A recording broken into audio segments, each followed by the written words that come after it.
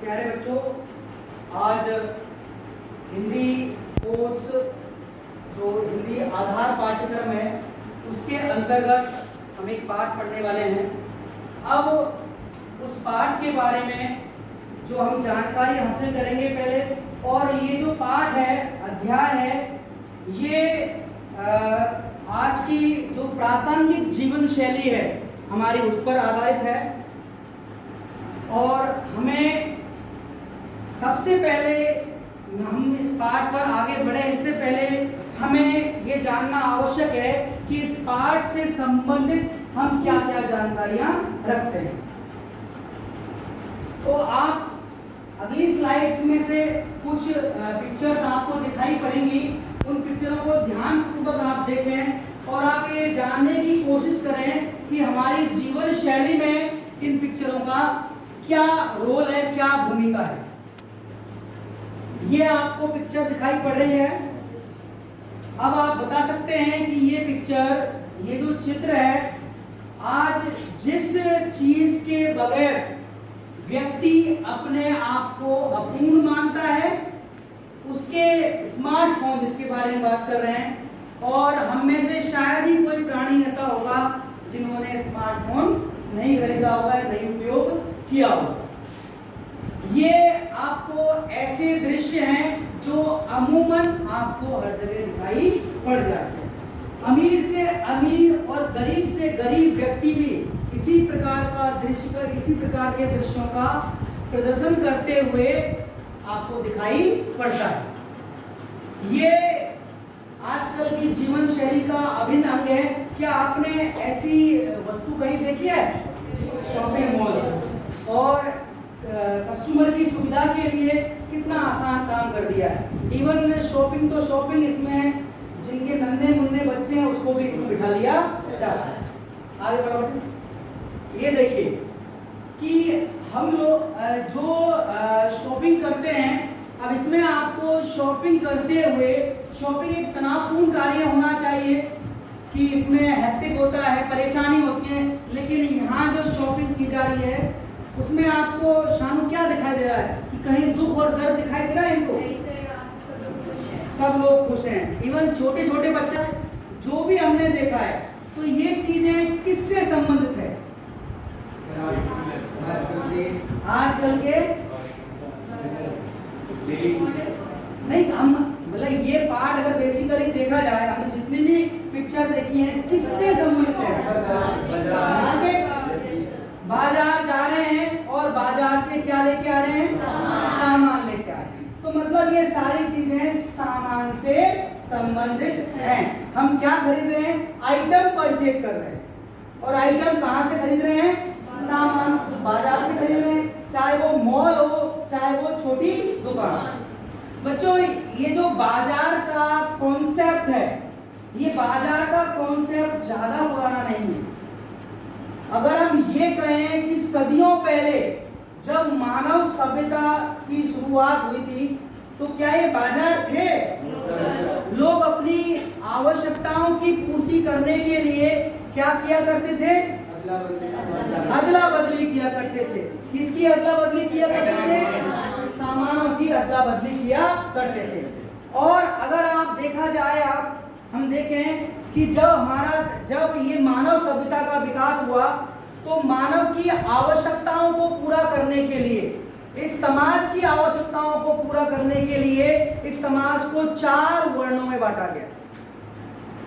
ब्राह्मण, वैश्य, क्षत्रिय, शूद्र। अगर हमने अपने शरीर को एक समाज मान लें, तो समाज में सबसे ऊपर हमारा क्या आ रहा है?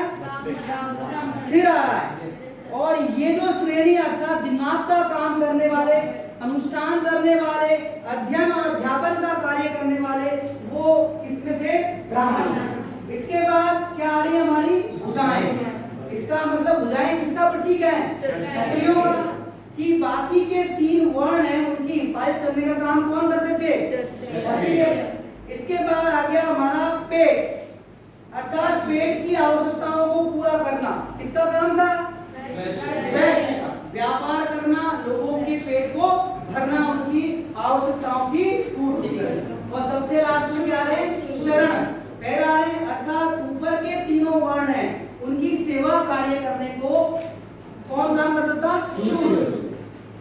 लेकिन सबसे महत्वपूर्ण बात, ये जो वर्ण विभाजन था, ये क्या जन्म के आधार पर था या कर्म के आधार पर? कर्म के आधार। जो व्यक्ति जैसा कर्म कर रहा है उसे उस वर्ण में रखा गया।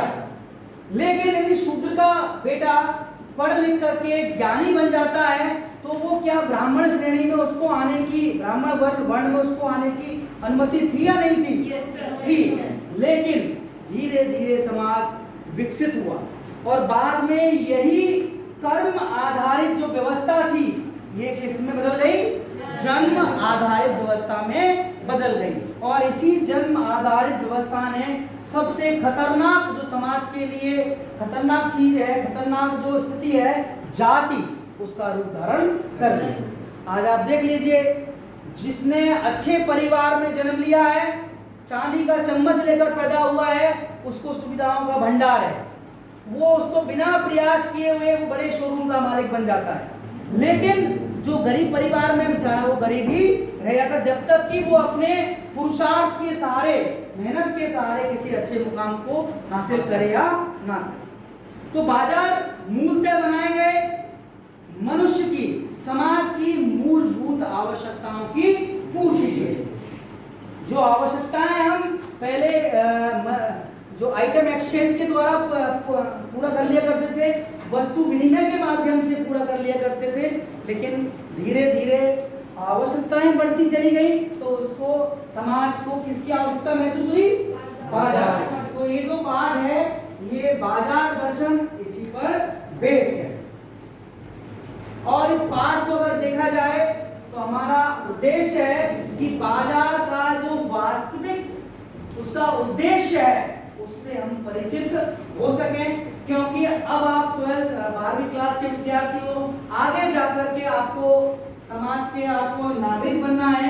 एक जिम्मेदार नागरिक होने के नाते हम बाजार का सही उपयोग कैसे कर पाएं, तो ये बात हमारे निश्चित रूप से उसमें सहायता करेगा।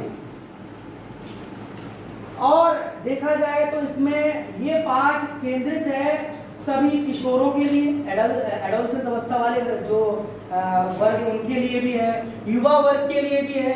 अब मैं वृद्ध वर्ग को इसलिए सम्मिलित नहीं करता कि जनरली शॉपिंग करने का काम युवा और किशोर यही करते हैं, वृद्ध वर्ग जनरली जो है शॉपिंग करने का काम नहीं करता है।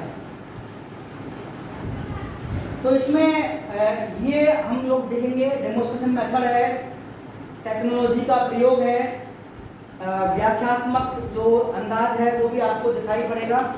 इसके बाद पाठ है बाजार दर्शन, ठीक है। और इस बाजार दर्शन पाठ के लेखक हैं श्री जैनेंद्र कुमार जी। अगर हम जैनेंद्र कुमार जी की बात करें, जिसका चित्र आपको स्लाइड में दिखाई पड़ रहा है, ये मनोविश्लेषणात्मक लेखक हैं। मतलब मन के व्यक्ति के मन में क्या चल रहा है उसका विश्लेषण कर। आप खड़े रहिए, क्या आप अंदाजा लगा सकते हैं मेरे मन में क्या चल रहा है इस समय? लगा सकते हो? नहीं, आपको कोशिश करनी चाहिए कि सर आपके दिमाग में ये चल रहा है। तो ये जो लेखक हैं जिनका आपको चल रहा है, ये व्यक्ति के मन में घुस करके उसकी भावनाओं को, उसके विचारों को उनका अंदाजा लगाने का प्रयास करते हैं और ये बहुत इन्होंने इस कार्य में अच्छी सफलता प्राप्त की है। महारत है इनका। हम इनके बारे में देखें तो इन्होंने बहुत अच्छी इनके जो एजुकेशन है, शिक्षा है, काफ़ी अच्छी शिक्षा इनकी रही है और महात्मा गांधी के प्रभाव में भी ये आए हैं। और इन्होंने नॉन कॉपरेशन जो मूवमेंट रहा है, असहयोग आंदोलन, किसने चलाया था? महात्मा गांधी ने, उसमें भी इन्होंने भाग लिया है और इन्हें साहित्य का भारत भारती सम्मान मिला है। और जो भारत सरकार का जो नागरिक सम्मान होता है, भारत सरकार की ओर से दिए जाने वाला सर्वोच्च नागरिक सम्मान कौन सा है? भारत रत्न। और सबसे इसमें कैटेगरी है पद्मश्री, पद्म भूषण, पद्म विभूषण। तो इनको कौन सा पुरस्कार प्राप्त हो चुका है? पद्म भूषण। तो आप देख लीजिए कि इनको साहित्य के क्षेत्र में अतुलनीय योगदान के लिए पद्म भूषण भी प्राप्त हो चुका है। अगर बात करें इनकी रचनाओं की, परख, और ये जो रचना है, इसमें जो ये वाली रचना है सुनीता, ये बहुत प्रसिद्ध रही है। ठीक है, इसके बाद इनके निबंध संग्रह हैं, वो भी काफी प्रसिद्ध रहे। हम बात करें इनकी साहित्यिक विशेषताओं की, जैसा हमने बताया, आपको बताया ये मनोविश्लेषणात्मक लेखक हैं, एक कथाकार भी हैं, और इसके बाद इन्होंने मनोवैज्ञानिक कथा धारा का प्रवर्तन किया है। अब इसमें एक शब्द आया है प्रवर्तन, और इससे पहले भी एक शब्द आया प्रवर्तक। क्या मतलब हुआ? एंडोर्स करने वाले, वर्ड सुना है आपने? एंडोर्स, स्पॉन्सर सुना है इसको? तो उसको स्पॉन्सर कर रहा है, एंडोर्स कर रहा है, बढ़ावा दे रहा है। ठीक है, और इनकी जो शैली है, साहित्य की विशेषता है, वो सरल है और इनफॉर्मल है, अनौपचारिक है। ठीक है, इनफॉर्मल शैली से तात्पर्य है कि अपनी बात को कहने के लिए किसी बंधी बनाई परंपरा में नहीं बनते हैं, बल्कि ये किसी भी हद तक अपनी बात को समझाने के लिए किसी भी चीज का सहारा ये ले लेते हैं। इन्होंने गांधीवादी, ऐसा होता है, गांधी जी के प्रभाव में आकर के इन्होंने किस आंदोलन में भाग लिया? रोहिणी, हिंदी में ठीक है, और गांधी जी के सिद्धांत जैसे सत्य, अहिंसा, आत्मसमर्पण, इन्होंने अपनी रचनाओं में इनको भी स्थान दिया है। जैसा कि आपको बताया, इनकी भाषा शैली सरल है, सहज है। सहज का मतलब क्या होता है? सहज, नेचुरल, कुदरती, स्वाभाविक। ठीक है, भावानुकूल, जो भाव वो व्यक्त करना चाहते हैं, अब भाव व्यक्त करने के लिए मेरे मन में कोई भावना है, उसको व्यक्त करने के लिए या तो मैं भाषा का सहारा लूंगा, या संकेतों का सहारा लूंगा, या अभिनय का सहारा लूंगा। तो इनकी भाषा है वो भावों के अनुकूल है, भावों को एक्सप्रेस करने में सक्षम है।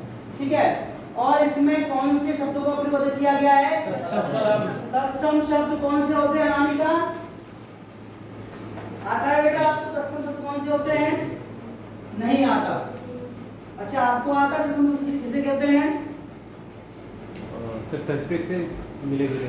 संस्कृत से मिले हुए नहीं, रोहिणी ने आपको बताया था ये कई बार, मैं आपको कक्षा में इस बारे में बता चुका हूं। तत्सम, सम मतलब समान, तत् मतलब उसके। संस्कृत भाषा के वे शब्द जो हिंदी में उसी रूप में प्रयोग में लाए जाते हैं, उन्हें तत्सम शब्द कहते हैं। तद्भव शब्द भी है जिनका रूप थोड़ा सा बिगड़ गया है। ठीक है, और उर्दू और फारसी जैसी विदेशी भाषाओं के शब्द भी हैं, और उनका प्रयोग भी उन्होंने कैसे किया है? सहजता मतलब हाँ, बहुत नेचुरल। ऐसे नहीं लगता उनके कि कोई वर्ड, कोई शब्द जबरदस्ती ठूसे हुए, ऐसे लगता है कि हर एक चीज बहुत प्रॉपरली व्यवस्थित है। इसके बाद बात करें हम पाठ के, ये जो पाठ है, ये हिंदी साहित्य की मूलतः मोटे तौर पर दो विधाएं होती हैं। कौन कौन सी विधाएं? गद्य और पद। Very good. गद्य बहुत सारी विधाओं में लिखा जाता है। कौन कौन सी विधाओं में लिखा जाता है गद्य?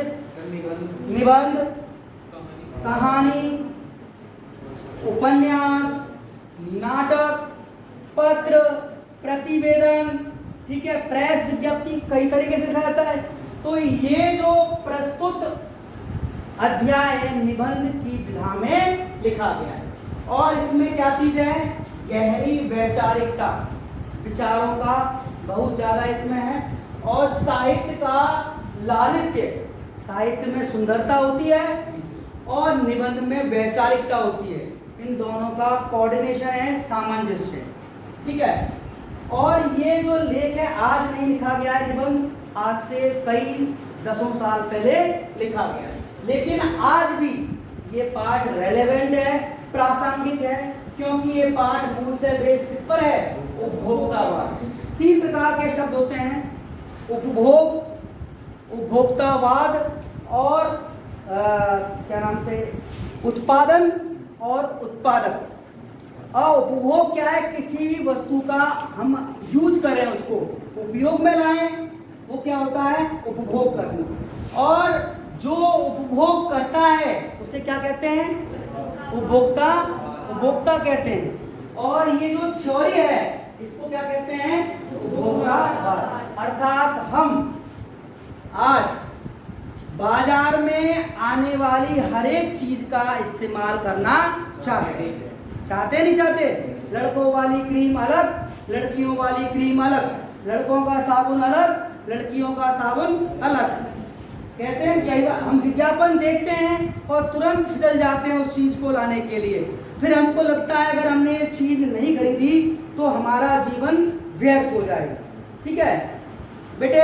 आशीष आप बताओ, आप किस साबुन का प्रयोग करते हो? खड़े हो जाओ बेटा, आप खड़े हो जाओ। आप साबुन का प्रयोग करते हो? लाइव स्प्रे भी लगाते होंगे? नहीं लगाते स्प्रे? बालों में क्रीम लगाते हो कि तेल लगाते हो? तेल लगाते हो। कौन सा तेल लगाते हो? नारियल का। बैठ जाओ। पहले हम लोग सबके लिए एक सिंपल तेल हुआ करता था, सरसों का तेल। और एक घर के लिए, पूरे घर के लिए एक साबुन हुआ करता था, एक साबुन हुआ करता था, वो येलो टाइप का था वो। उसी से कपड़े धोना, उसी से नहाना। लेकिन धीरे धीरे चीजों में विस्तार आया। तो ये चीज उपभोक्तावाद है। बाजार में जो भी चीज अवेलेबल है उसका हम इस्तेमाल करना चाहते हैं। ठीक है। और इसी उपभोक्तावाद ने किसको जन्म दिया है? बाजारवाद। बाजार समाज के लिए आवश्यक है। कब? जब हम उस बाजार का सही से उपयोग करें। लेकिन हम जब उसका हम बेजा इस्तेमाल करते हैं, बेवजह इस्तेमाल करते हैं, तो वो किसमें पहुंच जाता है? बाजारवाद। तो बाजारवाद को समझाने में ये पाठ बेजोड़ है। बेजोड़ मतलब जिसका कोई जोड़ नहीं। फेविकॉल का जोड़ नहीं होता है। जोड़ किसका नहीं, मतलब अनुपम है, इसके बराबर कोई पाठ दूसरा नहीं है। तो ये पाठ, इस पाठ में लेखक ने अपने मित्रों के अनुभवों के बारे में, उसके माध्यम से ये बताने का प्रयास किया है कि बाजार की सार्थकता किसमें है, बाजार का सही अर्थ क्या है और हमें क्या करना चाहिए। ठीक है। तो लेकिन हम एक्चुअली वास्तव में देखा जाए तो बाजार हमारी जो नीड्स हैं, आवश्यकताएं, उसकी पूर्ति करने वाला होना चाहिए। लेकिन हम बाजार का प्रयोग इसलिए करते हैं, उसकी चमक दमक में फंस जाते हैं और बाजार का बेजा इस्तेमाल करते हैं अपने आप को प्रदर्शित करने के लिए, अपने आप को दिखावा करने के लिए उसका हम प्रयोग करते हैं। तो लेखक कहता है कि ऐसा बाजार जो बाजार में बाजारूपन बढ़ा रहा है। अब बाजारूपन क्या हो गया? बाजार का बाजारूपन क्या है? कि बाजार क्या कर रहा है? आपको अपनी चमक दमक में फंसा करके वो आपको लूट रहा है। जो संबंध बेचक और खरीदार के बीच में कॉर्डियल होने चाहिए थे, मधुर संबंध होने चाहिए थे, क्योंकि दुकानदार को सामान बेचना है और खरीदार को खरीदना है। संबंध कैसे होने चाहिए? कोई किसी पे एहसान तो नहीं कर रहा। दुकानदार अपना मुनाफा जितना ले वो ले और ग्राहक को जितनी आवश्यकता है वो पूर्ति करे। तो उनमें कहीं भी कोई लालच, लोभ, मोह की बात नहीं होनी चाहिए। लेकिन आज की इस स्थिति में दुकानदार और ग्राहक के बीच में जो रिलेशन है वो हमारे जो मानवीय मूल्य हैं उनको ठेंगा दिखाने वाला हो गया है। इसलिए लेखक ने इसको अनीति शास्त्र कहा है, जो कि नीति के अनुरूप नहीं है, हमारी मॉरल वैल्यूज के अनुरूप नहीं है। क्योंकि दुकानदार का प्रयास क्या रहता है कि वो अपनी चीज खराब से खराब सामान में अधिक से अधिक दामों में बेचे। और जब हम सामान खरीदते हैं तो हमारा उद्देश्य, ग्राहक का उद्देश्य क्या रहता है? सामान कैसा मिल जाए?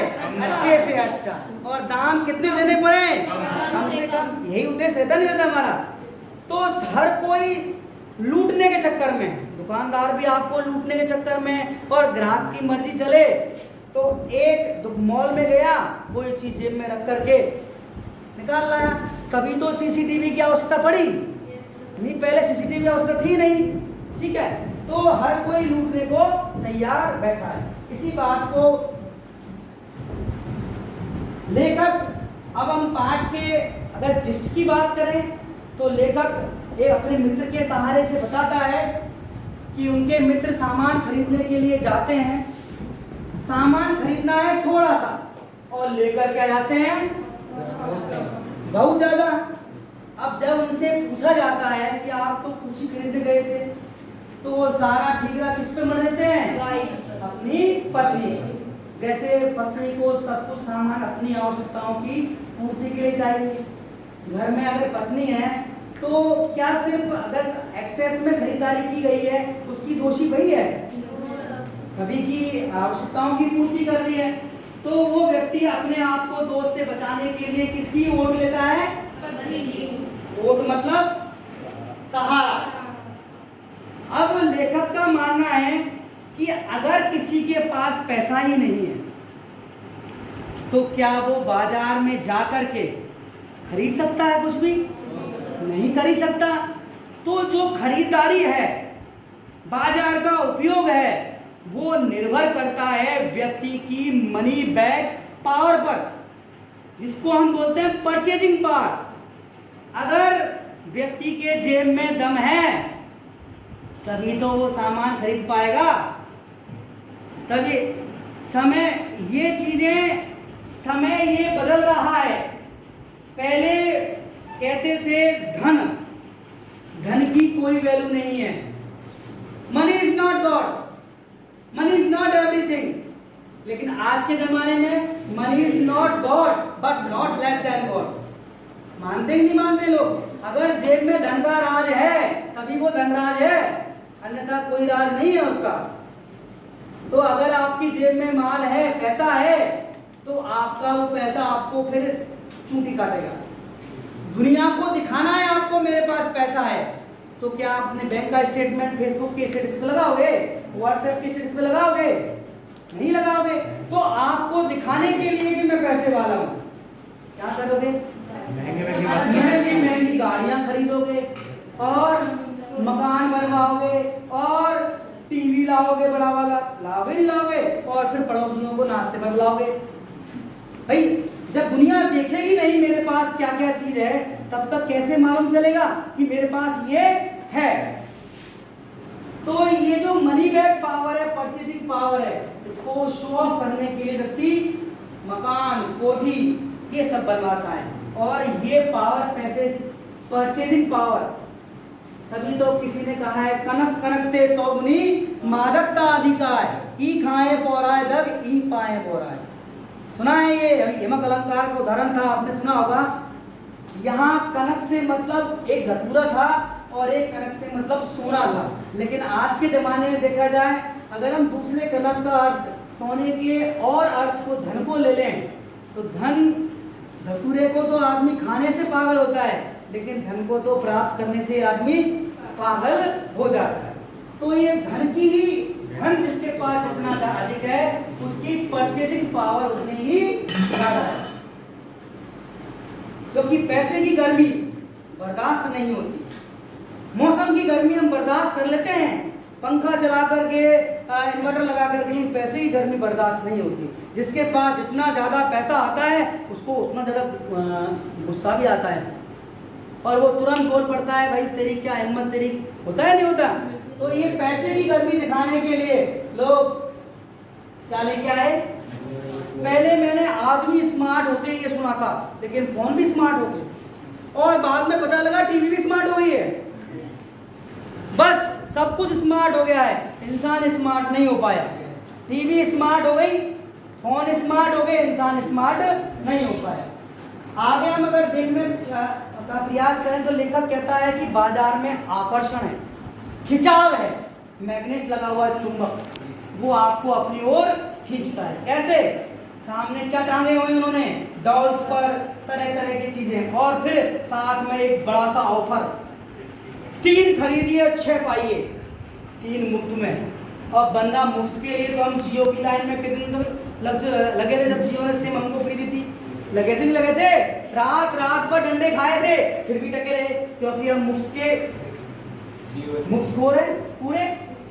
तो यहाँ अगर हमको खींचना है, मॉल वाले कोई बेवकूफ नहीं है, इतना बड़ा पैसा लगा के बैठे हुए हैं। वो क्या कहते हैं आपसे, आइए हमारे मॉल में चीनी 5 रुपए किलो, ठीक है? तो बंदा चीनी के बहाने 5 रुपए किलो भाव कर दिया, पहुंच गया, क्या वो चीनी खरीद के लाएगा? चीनी तो बहाना है बुलाने का, उसके बाद वो नमकीन भी खरीदेगा, कोल्ड ड्रिंक भी खरीदेगा, ये भी खरीदेगा, साथ में बच्चे जा रहे हैं और बच्चे माँ बाप की पैंट खींचते हैं, ये भी दिला ये भी दिला, ठीक है, सब कुछ खरीदे नहीं खरीदेगा, भर की उसकी टोकरी।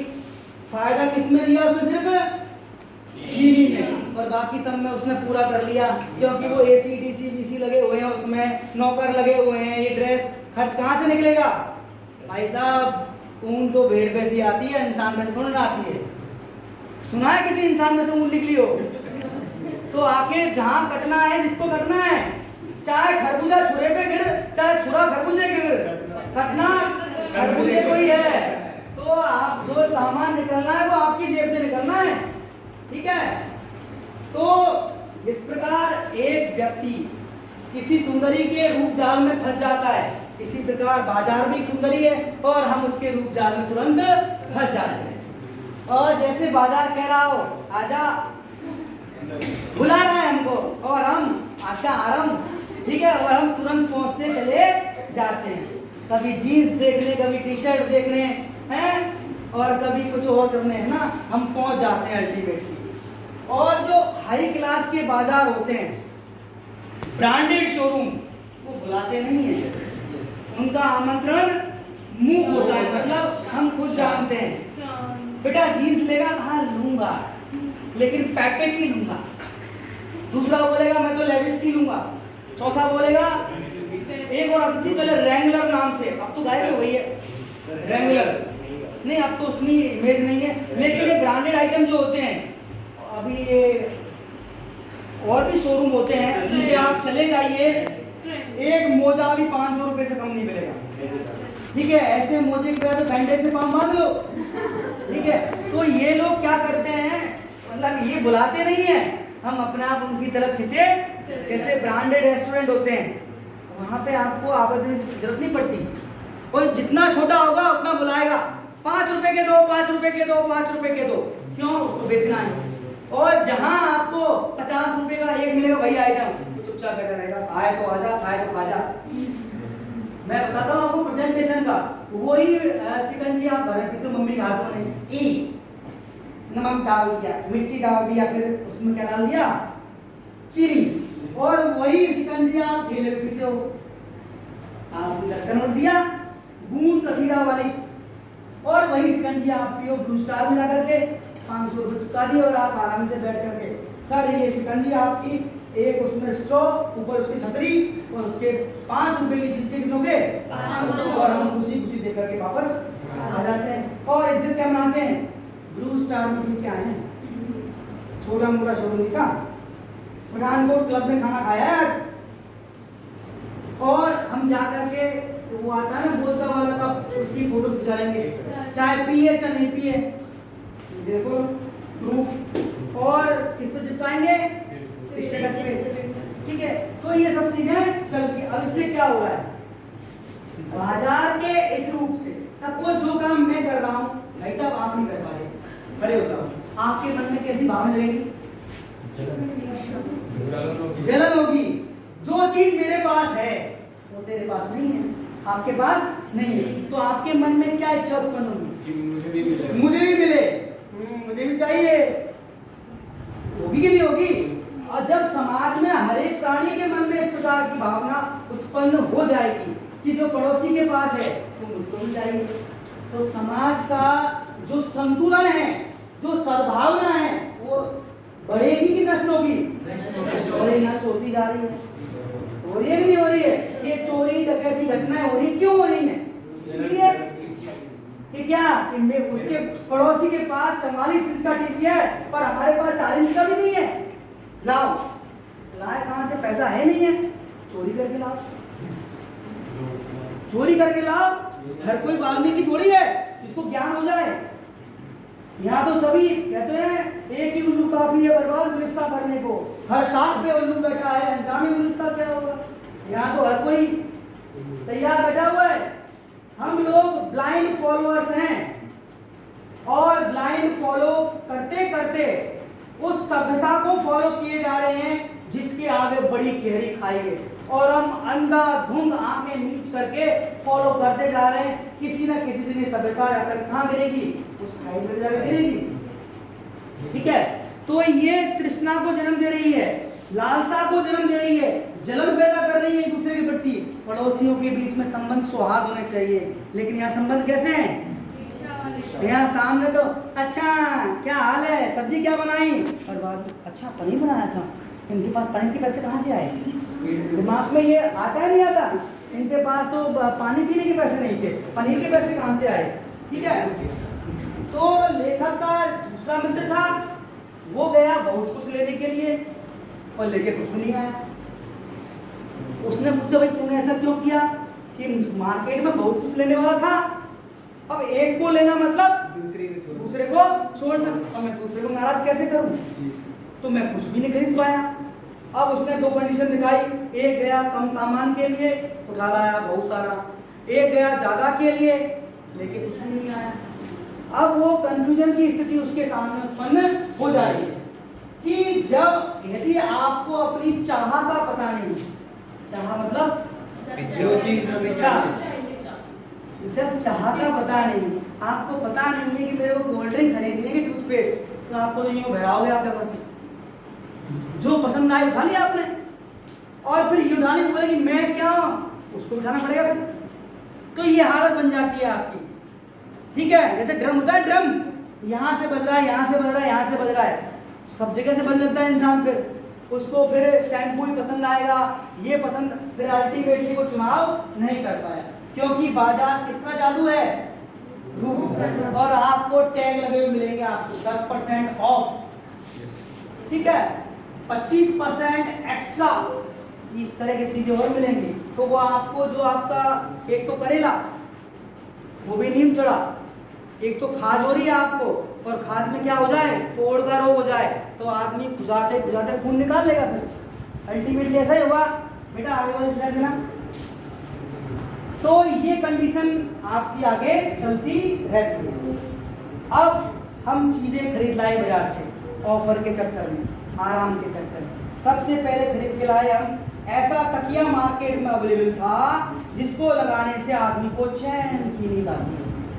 ठीक है, हमने लगाया, हमको चैन की नींद तो बहुत दूर की बात, चैन तो बहुत दूर की बात, नींद भी नहीं आ पाई। स्मार्टफोन ऐसा लाए या फिर इन्वर्टर लाए जिसको लगाने से बिजली का बिल ही नहीं आएगा, पता लगा बिजली का बिल ट्रिपल हो गया।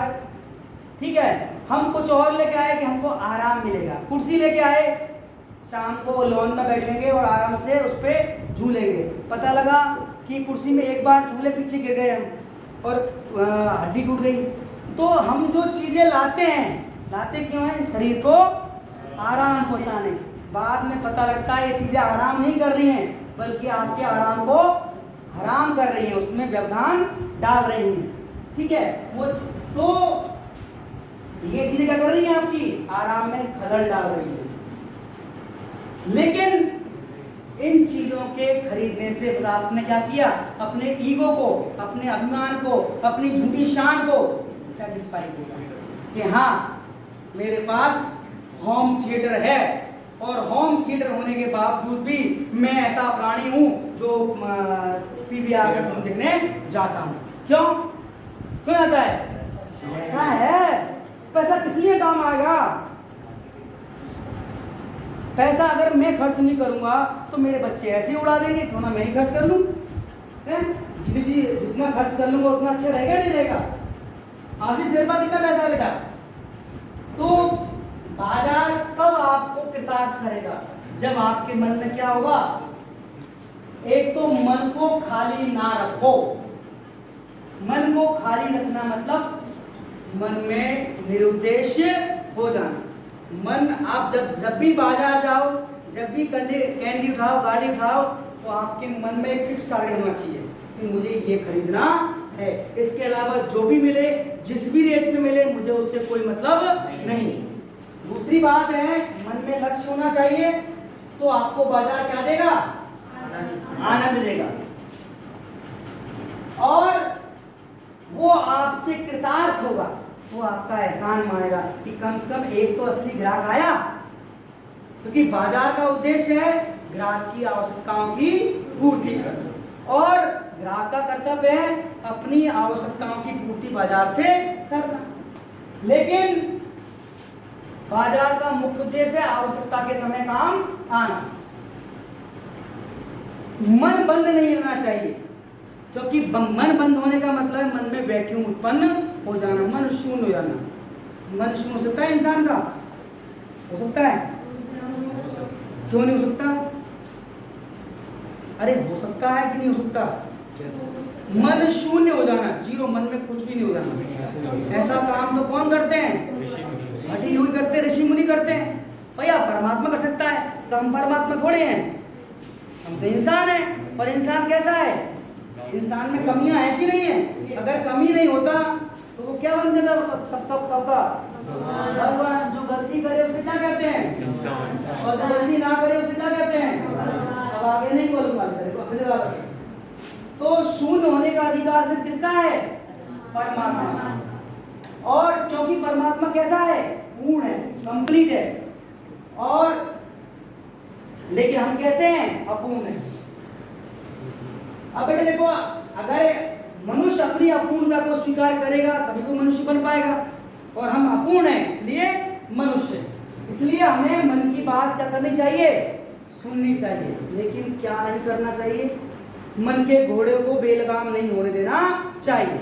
मन की सुनो, और जब भी मन उल्टी पुल्टी बात करे मन को चिपका भी दो कि नहीं, थाम बेटे थाम, ठीक है? तो मन को जबरदस्ती दबाना नहीं चाहिए।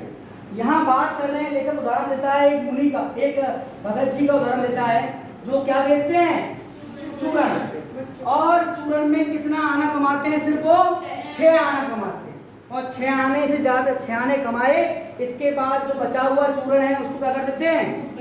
मुफ्त में बांट देते हैं। तो उसकी आवश्यकताएं और इनकम कैसी है? परिमित है, लिमिटेड है। ऐसा ही स्वभाव हमको बनाना चाहिए। तो हम बात कर रहे थे मन शून्य होने का अधिकार सिर्फ और सिर्फ किसका है? योगियों का है। और लेकिन ऐसे योगी आजकल प्राप्त होना बड़ा मुश्किल है। हठ योग के माध्यम से हम मन को शून्य कर पाने की ये हमारी परंपरा चली आ रही है। लेकिन आजकल इस तरह की चीजें, ये बच्चों का चूरण है, तो भगत जी बच्चों का चूरण बेचते थे, लेकिन उस भगत जी पर बच्चों का बाजार का जादू नहीं चलता। उनको जो सामान खरीदना है, घर से निकलते सीधे उस दुकान पर पहुंचते, परचूने की दुकान पर, और वहां से अपना सामान लिया, चुपचाप आ जाते। और ऐसा नहीं है कि बाजार की तरफ वो देखते नहीं थे, खूब देखते जाते, लेकिन बाजार उन पर प्रभाव नहीं डाल पाता। और बाजार मानो उनसे रिक्वेस्ट कर रहा हो, क्या मुझे ले लो ना, मुझे, लेकिन वो जैसे बाजार को अंगूठा दिखा रहे, नहीं ले, नहीं लूं, क्योंकि बाजार उन पर प्रभाव अपना नहीं छोड़ पा रहा। तो वो व्यक्ति, ऐसे व्यक्ति जो निर्मम होते हैं, दया नहीं है बाजार के प्रति उनमें, ऐसे व्यक्ति उस बाजार के अभिमान को चोटिल होता हुआ, विलखता हुआ छोड़ करके आ जाते हैं, क्योंकि उन्हें अपनी आवश्यकताओं का क्या है? ज्ञान है, अंदाजा है। पैसे में व्यंग शक्ति होती है, सटायर पावर होती है, कि पैसे से जो चीज खरीदे हैं, हम चाहे तो पैसे के दम पर लोगों पर ताना कर सकते हैं। पैदल व्यक्ति के पास से दूरगामी कार निकल जाए तो आपको क्या लगेगा उसके मन में? काश मेरे पास भी ऐसी लंबी वाली कार होती, ठीक है। लेकिन चूरण वाले व्यक्ति पर, भगत जी पर ऐसे व्यंग शक्ति पैसे की प्रभाव नहीं डाल पाती। लेखक कहता है कि हर व्यक्ति के अंदर कलेक्शन की चाह है, इकट्ठा करना चाहता है, मेटलिस्टिक चीजें, गाड़ी, बंगला, मकान, टीवी, फ्रिज, सब, ठीक है। और यही चाह जो है, संचय, कलेक्शन की तृष्णा, लालसा और शान शौकत की चाह, तो ये व्यक्ति को निर्बल बना रही है, ये व्यक्ति के मन को कमजोर कर रही है, ठीक है। क्योंकि व्यक्ति अपनी भावनाओं के वशीभूत हो गया है, मन के वशीभूत हो गया है। तो अगर देखा जाए तो लेखक के अनुसार ये मनुष्य पर धन की जीत है, चेतन पर जड़ की जीत है, कि हमें चेतन होना चाहिए, आगे बढ़ना चाहिए, लेकिन हम क्या जाते हैं? स्टैचू बन जाते हैं, हमारा मन उनके विकार में फंस जाता है। तो लेखक का यही मानना है कि भगत जी जैसे लोग ही बाजार को सार्थकता प्रदान कर सकते हैं। लेकिन अगर बाजार में जो बाजार में हम जैसे व्यक्ति जाएंगे तो फिर उसका कोई महत्व नहीं। अगर हम देखें, इसके कठिन शब्द हैं ये, ठीक है। और बच्चों ये शब्द आप इसको देख सकते हैं, ठीक है। जब हम इस पाठ का आदर्श वाचन करेंगे तब इन शब्दों के बारे में ध्यान देंगे। बेटा बढ़ाओ बच्चों, इसमें एक गूगल टेस्ट है, मैं आपसे कुछ प्रश्न पूछ रहा हूँ। बेटा स्क्रीन को क्लिक करो और मैं ये गूगल टेस्ट आपको लिंक के माध्यम से भी भेज दूंगा। बेटे पीछे लेकर के गूगल टेस्ट क्लिक करो बेटे, यहाँ पे।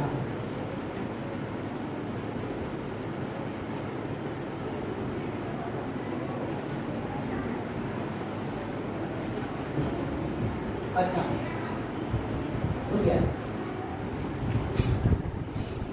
चलो बेटा मैं आपको इसकी लिंक जो है आपको मैं गूगल के माध्यम से भेज दूंगा। बेटा गूगल हाँ लास्ट स्लाइड ये हाँ बेटे, अगर हमने इस पाठ में जो आज सीखा है कि जो वर्तमान समाज की दिशा और दशा दोनों को सुधारने का दायित्व, उसको एक सही दिशा देने का दायित्व और उसकी दशा को बेहतर करने का दायित्व किसका है? हमारा, खासकर आप लोगों का, क्योंकि आप लोग देश के भविष्य के नागरिक हैं। तो बाजार का उपयोग करना आवश्यक है। बाजार कोई बुरी चीज नहीं है, लेकिन बाजार का सार्थक उपयोग कीजिए, ठीक है। दूसरा, आपके पास कितनी इनकम है, कितना एक्सपेंडिचर करना है आपको, ये आपसे बढ़िया कोई नहीं समझ सकता, क्योंकि आप में से कुछ लोग कॉमर्स के भी स्टूडेंट हैं, ठीक है। जब आपका टाइम पूरा हो जाता है तो आप अपने आप पीरियड आपका जब ओवर होता नहीं होता, इसी तरह आप अपने आप को किस तरह से एक्सप्रेस कर पा रहे हो, इस चीज को भी जानना आवश्यक है, ठीक है। आपके मन में एक दृष्टिकोण यदि विकसित हुआ है। अरुण क्या सीखा आपने इस पाठ से? कि हमें बाजार को सही तरह से इस्तेमाल करना चाहिए, अपनी आवश्यकताओं की पूर्ति करनी, ठीक है। हाँ बेटा आप बताओ क्या सीखा आपने? ये कि बेईमानी नहीं करनी चाहिए, ईमानदारी से जो अपनी आवश्यकता पूरी करनी है। अगर देखा जाए तो अंधाधुंध बाजार के पीछे ना भागे, विज्ञापन की चमक दमक बाजार के आकर्षण में ना फंसे, अपनी आवश्यकताएं उनकी पूर्ति करो, चाहे वो महंगी मिले चाहे वो सस्ती मिले। बेटे कल फिर मुलाकात।